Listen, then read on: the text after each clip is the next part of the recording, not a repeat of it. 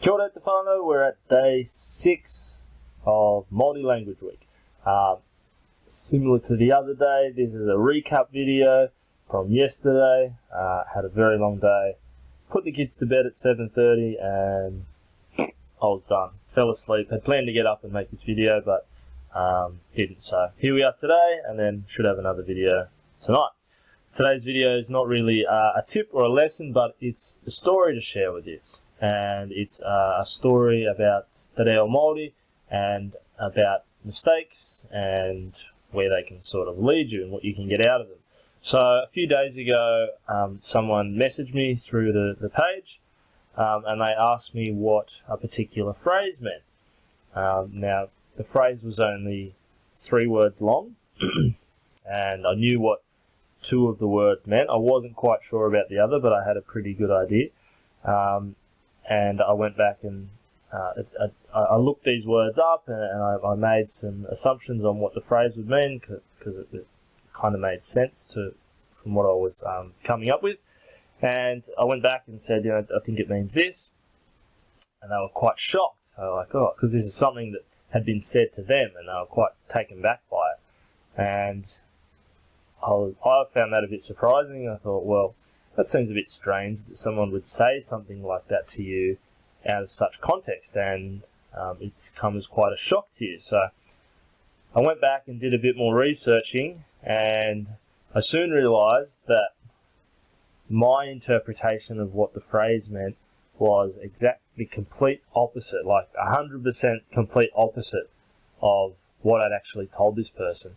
And that was a little bit embarrassing, but, you know, it's all part of learning, and I'm happy to cop that on the chin. So I then had to go back and say, look, I've made a bit of the stuff up, or I have made a stuff up. It actually means this, not what I told you. So they were still quite thankful I told them that. My worry was that they'd go back and, you know, maybe start, because it wasn't a good thing. The first thing that I came up with, it was quite a negative connotation. And I was just worried that they might have gone back and said something to this other person, and it might have caused a bit of, you know, angst or frustration between the two, but that didn't happen, so it was a good outcome. They definitely learned something from it. I definitely learned something from it, that being that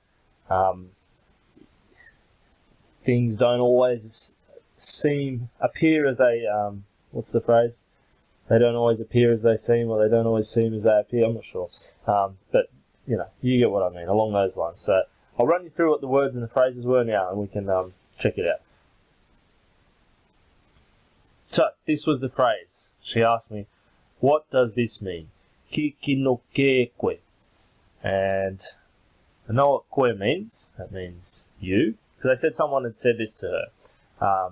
Ke generally means has already happened. So, for example, we say ka kai, kwa kaio. I have eaten. We can say kwa kai ke o,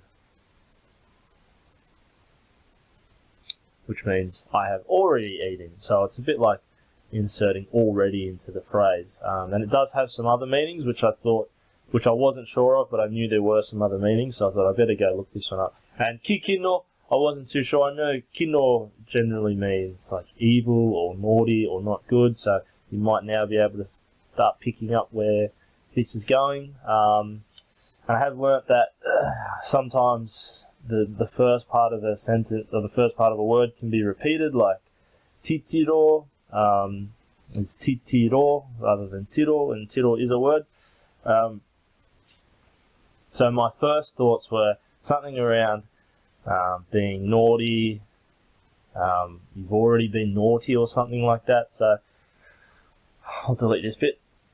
So and this is the process I went through to come up with this interpretation. I went over to Māori Dictionary, and I just wanted to double check care, because care is it's quite a long description here. And I noticed this part.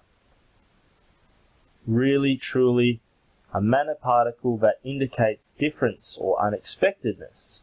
So I thought, okay, so there's some perhaps koe, you, care, you, unexpected, something unexpected's happened, and I just had to double confirm that ki kino was a bit of an extension on kino, And yes, true to form, so evil, bad, naughty, badly behaved. So I had to go back to this girl and say, this is a bit surprising that I think my interpretation is that it means you've unexpectedly done something bad. And her first response was a shock, and she was like, "Oh my God, I can't believe, why would my auntie say this to me?" And I was like, "Oh geez, okay, I hope everything's okay." It's a bit of an awkward little conversation to get into. And it made us, we said, "Okay, no worries, thanks," and that was sort of the end of it. But it got me thinking, like, there's got to be more to this. It didn't seem right that something so, someone would say something so unexpected to someone. And then that this person that asked me what this meant would be so shocked and taken back by it. So often when you come into Māori dictionary, you can type a word in and you can actually scroll through and find some other word, and maybe there's another definition or an idiom, which we touched on earlier in the week, that includes this word. So I jumped in, scrolled down, and look what I found. Kiki no ke rākoe. You're so onto it, which is completely different to "I'm surprised you've been naughty." It's actually an idiom of praise about, you're very clever. So now you can see my mistake here. So I had to go back to this person and say, "Look, I've actually made a mistake here. I'm really sorry. But the definition of this is actually you're so onto it, or you've done something really well here." So it was a little bit embarrassing, but we both really got something out of it, which I think trumps the mistake in this instance. And I think it's an important lesson to learn, or an important thing to note, that you might make mistakes, but it's generally from your mistakes that you'll learn the most. So keep that in mind when you are making mistakes, or when you do make mistakes.